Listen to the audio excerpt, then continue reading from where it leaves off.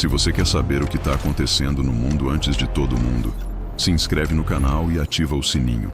Toda semana tem um dossiê novo aqui. Toda semana tem uma verdade que a mídia convencional não para explicar direito. Agora, abre esse dossiê, porque esse é diferente. Faz mais de 20 anos que um piloto americano não caía em território inimigo. 20 anos. 2 décadas sem que os Estados Unidos precisassem fazer o que nenhum outro exército do mundo consegue fazer com a mesma eficiência: resgatar um dos seus dentro da casa do inimigo, em solo hostil, cercado por forças que fariam qualquer coisa para capturar esse homem. E nesse final de semana, isso mudou. Um caça americano foi abatido, caiu dentro do Irã. E o que aconteceu nas horas seguintes é uma das operações militares mais complexas, mais arriscadas e mais cinematográficas da história militar moderna. Não é roteiro de Hollywood, não é série da Netflix, é real. Aconteceu agora. E a gente vai abrir esse dossiê e contar cada detalhe do que rolou lá dentro. O avião foi abatido pelo Irã. 2 pilotos estavam a bordo. Os 2 ejetaram.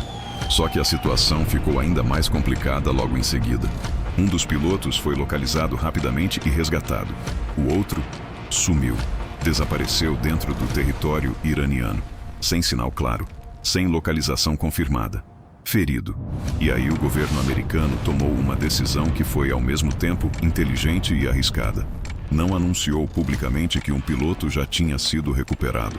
Ficou em silêncio estratégico. Trump falou sobre o assunto de forma calculada nas redes, com o objetivo claro de fazer os iranianos não saberem que ainda existia um segundo piloto solto dentro do país deles. Essa jogada de desinformação funcionou. Deu aos americanos quase 2 dias de vantagem, 48 horas preciosas, antes que o Irã percebesse que tinha um piloto americano vivo, escondido, em algum ponto dentro das suas próprias fronteiras. 48 horas que fizeram toda a diferença. O piloto estava ferido, sozinho, perdido num terreno montanhoso, acidentado e extremamente difícil de atravessar.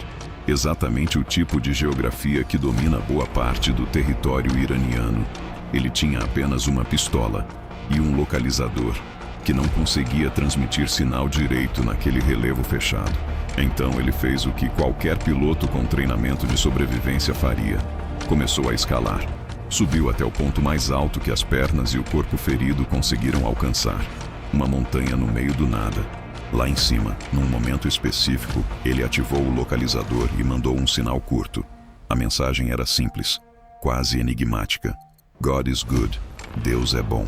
O comando central americano captou o sinal, mas ficou em dúvida imediata.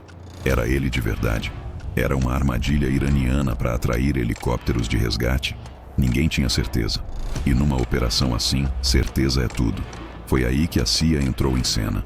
Desde o instante em que o avião caiu, a CIA já estava trabalhando, rastreando sinais, analisando dados, coordenando com outros serviços de inteligência, tentando encontrar um único homem num país inteiro com montanhas, desertos e um exército de 1 milhão de soldados procurando pelo mesmo homem, do outro lado. E então algo aconteceu que até hoje ninguém explicou completamente. A CIA usou um equipamento desconhecido, um sistema que não foi identificado publicamente, que provavelmente nunca vai ser. E esse equipamento conseguiu localizar o piloto com precisão exata.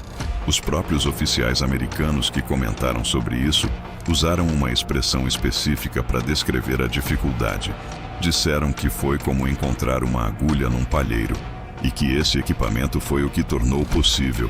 Ninguém sabe o que é, ninguém vai falar abertamente, mas funcionou. Além disso, serviços de inteligência americanos e israelenses começaram simultaneamente a espalhar desinformação dentro do Irã.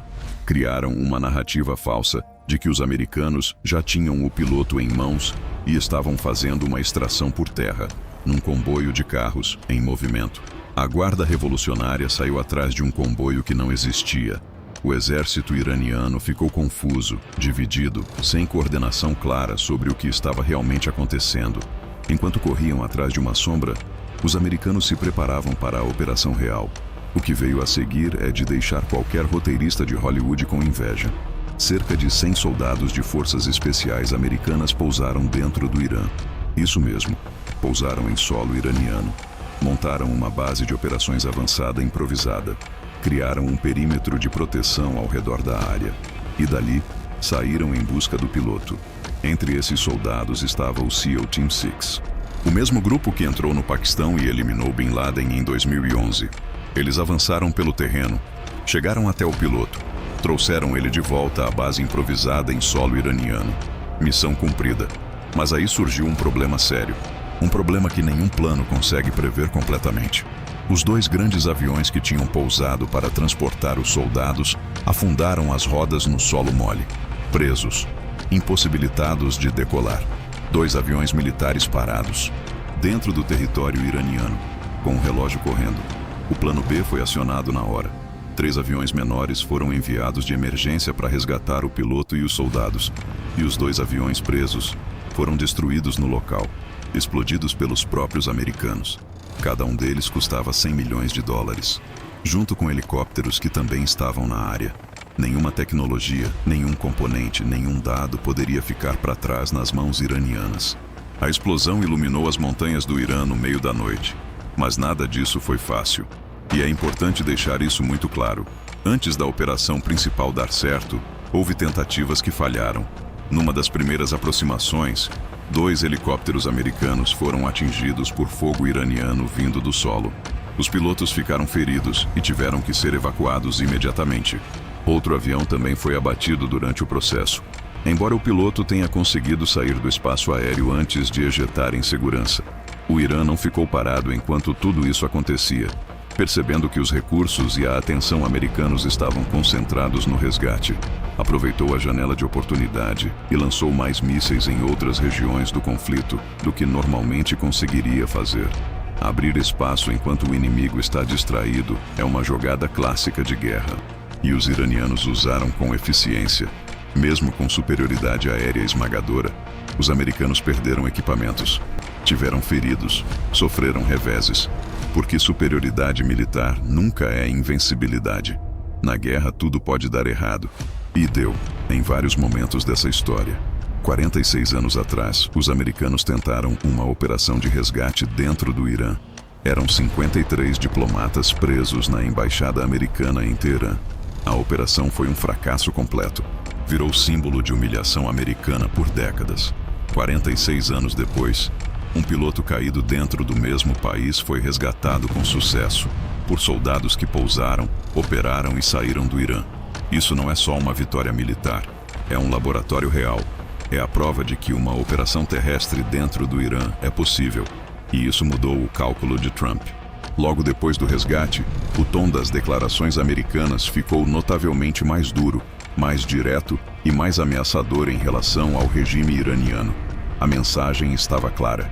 Se os americanos conseguiram fazer isso para resgatar um único piloto, o que seriam capazes de fazer com um objetivo maior? 2 aviões de $100 milhões destruídos, helicópteros perdidos, soldados feridos, uma operação inteira mobilizada por uma única vida. E é exatamente isso que define o espírito de uma força militar de verdade.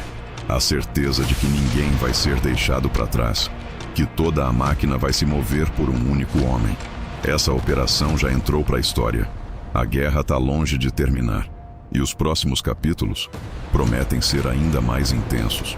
Se esse dossiê abriu seus olhos, compartilha com alguém que precisa entender o que está acontecendo no mundo. Se inscreve no canal, porque toda semana tem um novo segredo esperando para ser revelado. Dossiê encerrado.